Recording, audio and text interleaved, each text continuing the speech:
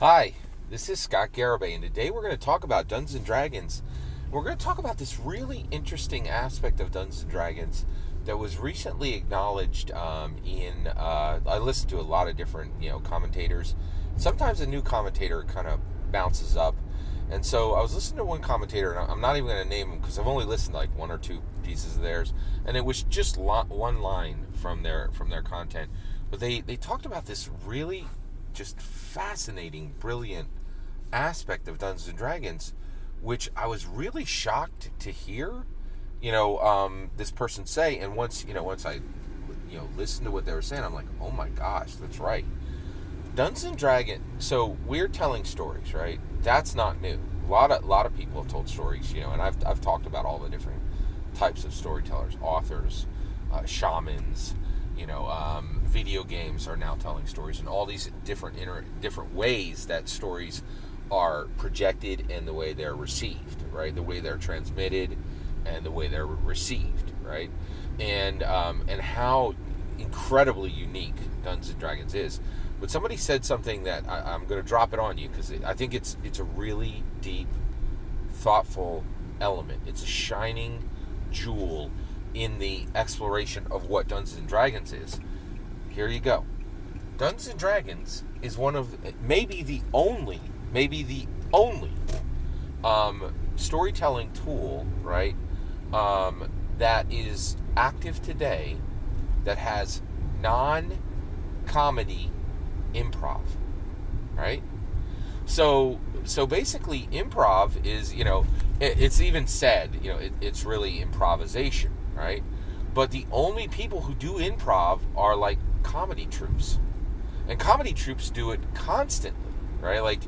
And it's huge. Like SNL. Here, let's talk about it. SNL is the most successful comedy show that has ever existed. If aside from Simpsons, I think The Simpsons is more successful than Saturday Night Live. Yeah. Wait a second, is it? Because the reality is, even if Simpsons does have a wider viewership, and Simpsons is not nearly as old, and Simpsons doesn't matter when it comes to international politics, but Saturday Night Live does. Saturday Night Live massively impacts American culture and international culture, and I don't think Simpsons impacts American culture and international culture and is bound like with a braided wire cord to current politics, which Saturday Night Live is. Saturday Night Live in real time, right, can adjust American politics and can adjust international politics. It's done it many times, right? So, it's pretty incredible. But, improv is an element in comedy, right? But improv is not an element in non-comedy storytelling and in non-comedy entertainment and content, right? But it is in Dungeons and Dragons. That's what every dungeon master is doing. Every dungeon master is saying, okay, I did it this Sunday, right? I worked from, I had a game at 6 and I was running, right? And I did a little prep through the week, but, we came home and it's 1 o'clock, and I took the 1 to 5 o'clock block, right? Between 5 and 6, I just put some food in my stomach so my head would be straight so I could, track and, be healthy as I dungeon mastered. But I used 4 hours to prepare for the game, right? Now, when I got to the game, I knew that there was a good possibility that a lot of what I was going to be used, what I had prepared would be used. Only, I would say, 1/4 of what I prepared was used, right? And then, actually, the best dungeon masters, and I do think I am in this boat, are willing to get rid of everything they prepared. That's what improv is you come and you put something in your mind and you're like, this is the next line I'm going to say.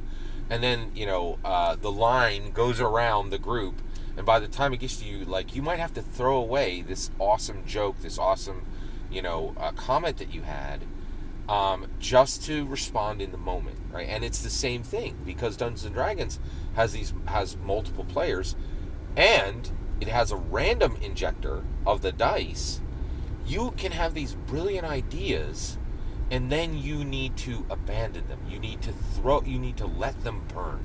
Let them burn in your mind. Let them burn in your heart and turn to ash and never, ever be seen. Right? And only the best dungeon masters can do it. Right? And it's painful. It's brutal. It is brutal. Right? And so how do you get there? Right? Like, and it's hard. Right? And I will say right now, I will tell you right now, you can thumb off of this video, and it will take you about 30 seconds to find some scrub DM who will tell you you never have to waste your prepared material. You're just going to bring it up later through the illusion of agency, right? And it's and I can tell you now, they're never going to be great DMs. They could be a good DM, maybe, right? But they're never going to make it, right? And the reason why is the best DM is the DM. Like, I prepared for 4 hours for the game. 1 hour was useful, and 3 hours were left on the cutting room floor, right? And I'm ready for 0 hours to be useful. I'm ready to be there, to do it, to take it, right? And it's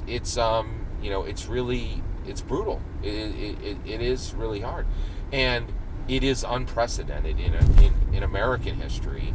I'm an American, so I really only know American history, but primarily I know a little bit about international history, but I know so little I'd be hesitant to speak, about.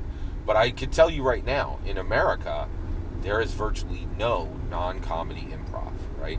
And Dungeons and Dragons is one of the very, very few areas where you will find non-comedy improv, and it is absolutely fascinating. It's this beautiful, and again, and of course, I'll double tap here. I'll say it, right? I think it is that way because Dungeons and Dragons is like nothing on the planet, right? It is this massive catalyst that is changing intellectual evolution, but no one understands what it is or even appreciates it. It's our most valuable thing, but it's not even recognized right now for what it is, right? And this is just one strange aspect of Dungeons and Dragons, where it is one of the few places you will find non-comedic improv in American content creation and in American entertainment and American storytelling. Well, that's my opinion. I'd love to hear your thoughts. Let me know in the comments below. Please consider liking and subscribing, and have a wonderful millennium.